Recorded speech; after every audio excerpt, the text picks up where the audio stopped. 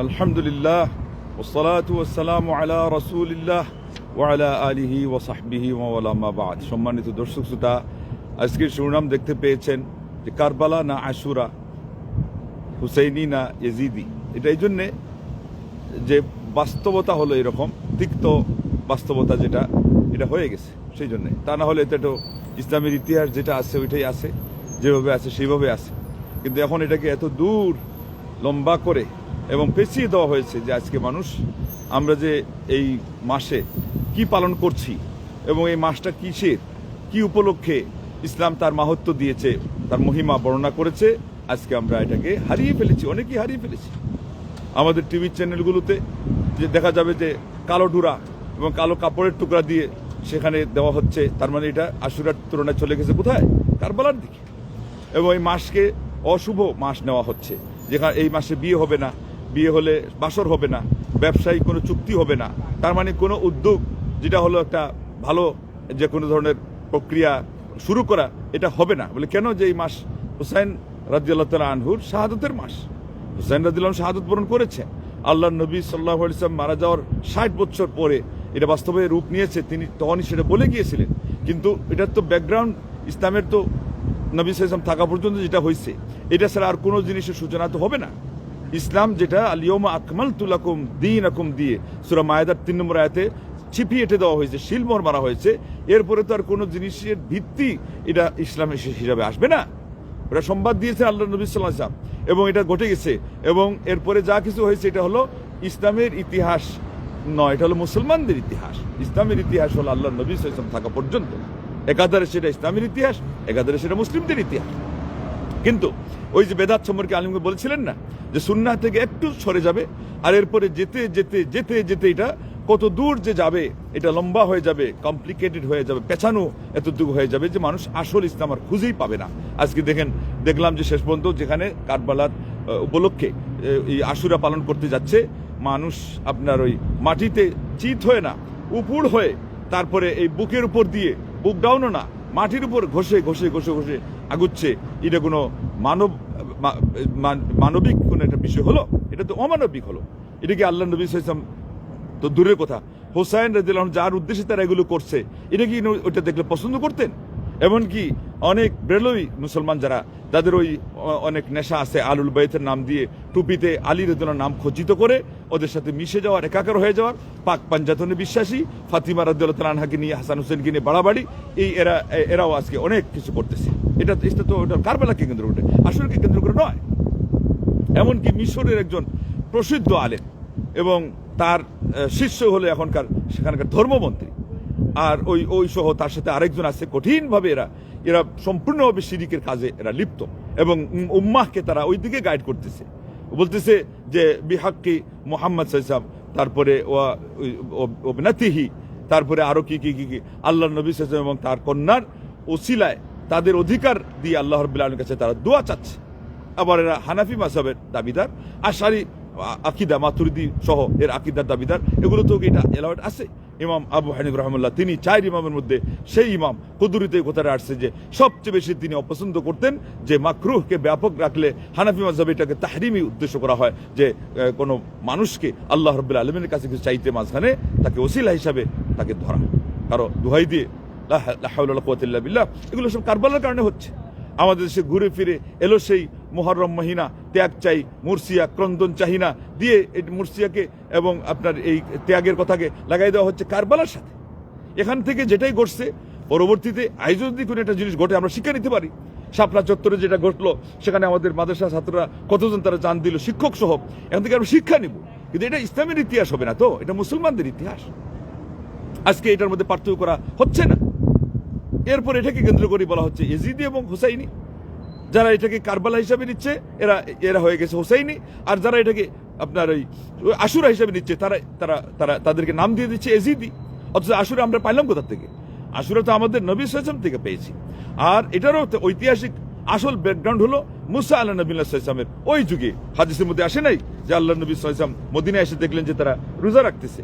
তো কেন জিজ্ঞাসা করলে বলে আনজাল্লাহু ফিহি মুসা ওয়া কওমা, আল্লাহ পাক সেই দিনে মুসা আলা নবীনা সাল্লাল্লাহু আলাইহি ওয়াসাল্লাম এবং তার কওমকে মুক্ত করেছিলেন, নাজাত দিয়েছিলেন। ও গাররাকা ফিরআউনা ওয়া কওমা, ফিরাউন এবং তার জাতিকে আল্লাহ সেখানে মহান, এটাও বিশুদ্ধ কথা। যেটা দেখেন ইতিহাস অনেক সময় এই অশুদ্ধটা নিয়ে মানুষ কি করে সেটা চর্চা শুরু করে দেয়। নীল নদের কথা বলে ওটা হলো কৃষ্ণ সাগরে আল বাহরুল আহমার, কৃষ্ণ সাগরে এই ঘটনাটা ঘটেছে। তো এটার কারণে শুকরিয়া হিসেবে তিনি রোজা রাখছেন। আল্লাহ নবী সাল্লাল্লাহু বললেন নাহনু আহাক্কু বিমূসা মিনকুম, আমাদের ভাই মুসা আল্লাহ নবী সাল্লাল্লাহু তার সেই স্মৃতি বিজড়িত দিন, যেহেতু আল্লাহ তাকে সেখানে এত ধরনের একটা সেই দুর্দণ্ড প্রতাপ সরকারের কবল থেকে রক্ষা করেছেন, শুকরিয়া হিসেবে আনন্দ প্রকাশ করতে তিনি যখন রোজা রেখেছেন, এটার জন্য আমরা বেশি হকদার, তার সাথে আমরা একত্রতা ঘোষণা করব এবং আমরা আল্লাহ শুকরিয়া আদায় করে রোজা রাখবো। তিনি রোজা রাখলেন, সাহাবায়ে কেরাম থেকে রোজা রাখার নির্দেশ আল্লাহ নবী সাল্লাল্লাহু আলাইহি ওয়াসাল্লাম জারি করলেন এবং এটা ফরজ হয়ে গেল।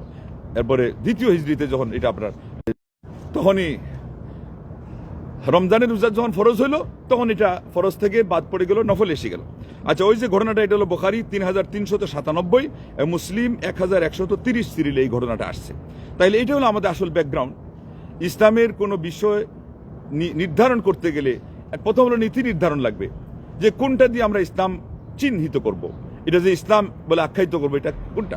এরপরে হলো সেখানকার যে বিষয়টা আসবে, এটার মধ্যে মাপকাঠি আছে, হাদিসটা সহি কি না, তারপরে এটা সম্পর্কে সালাফে সালিদের মন্তব্য কি, সালাফে সাহাবা, তখন দেখা যাবে যে কোনটা ঠিকে কোনটা ঠিকে না। এখানে হলো তার ভিত্তিতে হলো ওইটাও মুসলিম শরীফের হাদিসের মধ্যে আসছে 1162-তে, যে আরাফার দিন হলো 2 বছর গুনাহ কাফারা, 1 বছর বিগত 1 বছর আগত। আর সৌমু ইয়াউমি আশুরা, এটা হলো ইন্নী আহতাসিবু আলাল্লাহ আন ইউকাফিরাস সানাহ আল্লাতী ক্বাবলা, এটা হলো বিগত 1 বছরের গুনাহের কাফারা। এই তো হলো তার হাদিস থেকে তার ব্যাকগ্রাউন্ড, মুসলিম শরীফের হাদিস। আল্লাহু আকবার। সেই সাথে উত্তম হলো কি 9 তারিখকে যুক্ত করা, ওটা হলো মুসলিম শরীফের 1134 আসছে, লা ইন বাকিতু ইলা কাবিলিন লা আসুমান্নাত তাসিআ, আমি যদি আগামী বছর পর্যন্ত বেঁচে থাকি তাইলে আমি 9 তারিখ সহ রোজা রাখব। এবং বাইহাকিতে হাদিস আসছে সুমুত তাসিআ ওয়াল আশিরা ওয়া খালিফুল ইহুদ, তোমরা 9 তারিখ এবং 10 তারিখ দুইটাতে রোজা রাখো এবং ইহুদিদের বিরুদ্ধাচরণ করো। এই যে সব মিলিয়ে যে কথাটা পাইলাম আমরা, এটা কি এত সহজে এটা মুখের কথা বললেই হয়ে যেত? এটাকে আবু বকর সিদ্দিক রাদিয়াল্লাহু থেকে আসলে আমরা এটাকে দিন মনে করতাম? কোশ্চিনকালেও নয়। ইমাম মালিক রাহমাহুল্লাহ বলেন, মা লাম ইয়াকুন দীনান ফি জামানি রাসূলিল্লাহি সাল্লাল্লাহু আলাইহি ওয়াসাল্লাম লা ইয়াকুনু দীনান আবাদা, যেটা আল্লাহর নবী সাল্লাল্লাহু আলাইহি ওয়াসাল্লামের যুগে দিন হিসাবে পরিগণিত হয় নাই, সুনির্ধারিত হয় নাই, সাব্যস্ত হয় নাই, সেটা কোশ্চিনকালেও দিন হিসাবে পরিগণিত হবে না। আর তারা এটাকে এমন একটা জিনিস বানায় নিছে, নিজেরা বানায়া এটাকে কারবালাকে আসল করে শেষ পর্যন্ত এইটার ভিত্তিতেই তারা কি করতেছে, এরাই প্রকৃত মুসলিম, এরাই আল্লাহর ওলি। এবং এখানে এটাকে কেন্দ্র করে এখন হাই হুসেন করো, এরপরে মাতম করো, যে আল্লাহ নবী সাল্লাল্লাহু আলাইহি ওয়াসাল্লাম লাআন আল্লাহ মান দারাবাল হুদুদ ওয়া শাক্কাল জুয়ুব ওয়া দাআ বিদাওয়াল জাহিলিয়া, আল্লাহ পাক ওই লোককে অভিশাপ করেছেন যে কাপড় ছিঁড়ে গাল ছাপড়ায় এবং জাহিলি যুগের আহ্বান করে। জাহিলি যুগের ইসলামের বিপরীত যেই কোনো স্লোগান, যেই কোনো বক্তব্য, যেই কোনো আহ্বান, ওইটাই হলো দাওয়াল জাহিলিয়া নামে আখ্যায়িত হয়েছে হাদিসের মধ্যে। যেটা কথা হাদিসের মধ্যে আল্লাহ নবী সাহেব বলছেন, যে ব্যক্তি তার গোত্রের প্রতি ডাকলো, এর উদাহরণ হলো ওই উটের মতো যেটা গর্তের মধ্যে পড়ে গেছে আর লেজ ধরে টানা হচ্ছে, এটা কি আসবে? হয় লেজ ছিঁড়ে যাবে, তা না হলে ওই লোকটা ওখানে যে পড়ছে আর সে তার সুপথ ফিরে পাবে না। এই যে আহ্বানটার কারণে মানুষ কি হয়, বিপত্তি হয়ে যায়। আজকে তারা এটাকে আহ্বান করে নাই, এটাকে একটা গ্যাং বানিয়ে ফেলেছে এবং মক্কা মদিনার নজফ এবং কারবালাকে তারা মক্কা এবং মদিনার স্থলাভিষিক্ত ধরে নিয়ে নিছে এবং মানুষকে তারা ওইদিকে আহ্বান করছে। ওখানে গেলে মানুষের আশা পুরা হয়, এটাও তারা চিন্তা করতেছে, আশা কে পুরা করবে? এরই অর্থ হলো ওই জায়গায় তো মক্কাও না মদিনাও না, যে বলতে পারতো যে এখানে আল্লাহ নবী এখানে ফজিলতের কথা বলছেন, তাইলে আমরা ওখানে গিয়ে ইবাদতের জন্য গেছি, কি আল্লাহকে ডাকছি, ওখানে যাচ্ছেই হুসেনকে ডাকতে এবং হাই হুসেন তারা বলছে। এবং একদল সুন্নি নামের কলঙ্ক, যে বললাম ব্রেলুই, এরা শেষ পর্যন্ত ওখানে গিয়ে পরিষ্কারভাবে একজনের দোয়াও আসছে আলী রাদিয়াল্লাহু তাআলা আনহুকে, হুসাইন রাদিয়াল্লাহু তাআলা আনহুকে তারা রীতিমতো আহ্বান করে এবং ভেঙে বলতেছে যে কোনো দানবীর বাড়ি থেকে কেউ খালি হাতে ফেরত আসলে এটা দুর্নাম হয়। তো আমরা আসছি আপনার দরবারে, আমাদের ব্যাগ, জাম্বিল, আমাদের বস্তা, আমাদের যা আছে সাথে থলে, এগুলো আপনি ভরপুর করে আমাদেরকে দিয়ে দেন। লা ইলাহা ইল্লাল্লাহ, তাওবা তাওবা তাওবা, আল্লাহ আল্লাহ আল্লাহ, তোমার কাছে আমরা মাফ চাই, তুমি আমাদেরকে পাকড়াও করো না। আল্লাহ রব্বানা লা তুআখিযনা বিমা ফাআলা সুফাহা মিন্না, আল্লাহ এই মূর্খ মানুষ। এইভাবে করে তারা আজকে মুসলমানদের মধ্যে বিভেদও সৃষ্টি করেছে। নিজেদের আকীদা যা নষ্ট, এটা তো নষ্টই, তাদের এগুলো নিয়ে যেহেতু পরোয়া নাই, শিরিককে তারা শিরিক মনে করে না। তাদের কথা হলো আমরা যার প্রেমে মজে গেছি, ওইটার নামে যত কিছু আছে প্রকাশ করতে গিয়ে গাল চাপড়াচ্ছে। এখন তো রীতিমতো শরীরকে ক্ষত বিক্ষত করে হসপিটালে গিয়ে ভর্তি হয়, কতজন মারা যায় এবং সেখানে অনেক পাপও হয়, যেমন এই বিশ্বকাপ খেলাতে এবং এখানে এগুলোই হচ্ছে। তারপরে কথা বানাইতে বানাইতে এখন কোথায় গেছে আপনারা একটু আগে শুনলেন যে তার ব্যাকগ্রাউন্ড কি। তারা এখন এটাকে ফাতিমা রাদিয়াল্লাহু আনহার সাথে জড়াচ্ছে, বলছে যে উড়িয়াজারে জোড়া কবুতর মা ফাতিমা কান্দা কয়, আজ বুঝি আমার হোসেন, তারপরে হোসেনের আমার লাগে আমার কলি যায়, হোসেন রাদিয়াল্লাহু তাআলা আনহুর হত্যার কষ্ট নাকি ফাতিমা রাদিয়াল্লাহু আনহু পেয়ে গেছেন। উনি তো এটা বলার কথা না, কারণ ওয়াহী তো আসে আল্লাহর নবী সাল্লাল্লাহু আলাইহি ওয়াসাল্লামের কাছে এবং আপনারা তাকে আমি দেখছি যে রক্তে লাল লাল হয়ে আসে, তার শাহাদতের ইঙ্গিত আল্লাহর নবী সাল্লাল্লাহু আলাইহি ওয়াসাল্লাম বলে দিয়েছে। ফাতিমা রাদিয়াল্লাহু আনহার সেই কলিজায় আগুন লাগলো। তারপরে ওহে শুনো হে নানা জান, হ্যাঁ, তারপরে তোমারই হোসেন যাই কারবালার ময়দান বলে যে এগুলো বানাইলো, এগুলো কিভাবে আসলো? এগুলো সব হলো কতুল কল্পিত কাহিনী। এইগুলো কোনোদিন ধর্ম হতে পারে না।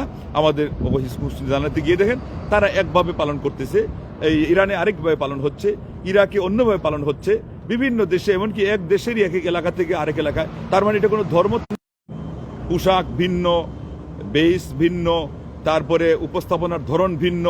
আমাদের দেশে দেখলাম এটাকে ওই মিছিলের স্লোগান, তালে তালে যেভাবে এইরকম করে এটা পালন করতেছে। এমনকি ওই বিভিন্ন দেখেন না, ওই খেলোয়াড়রা আসলে অথবা কুস্তিগিররা আসলে অথবা চিত্রযোদ্ধাদের কেউ আসলে যে একেবারে নেচে হেলে দুলে এগুলো নিয়ে মেতে উঠেছে। এটা কি হচ্ছে তাহলে? এটা তো ঈদকেই মানুষ ঠিকমতো ধরে রাখতে পারতেছে না, পর্দাপনার কারণে, আরো বিভিন্ন ধরনের শয়তানি শসার কারণে।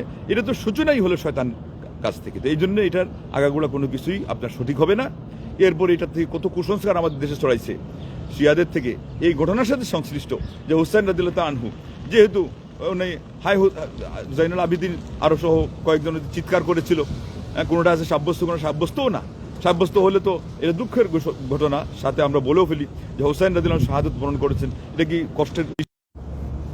কষ্টের বিষয়?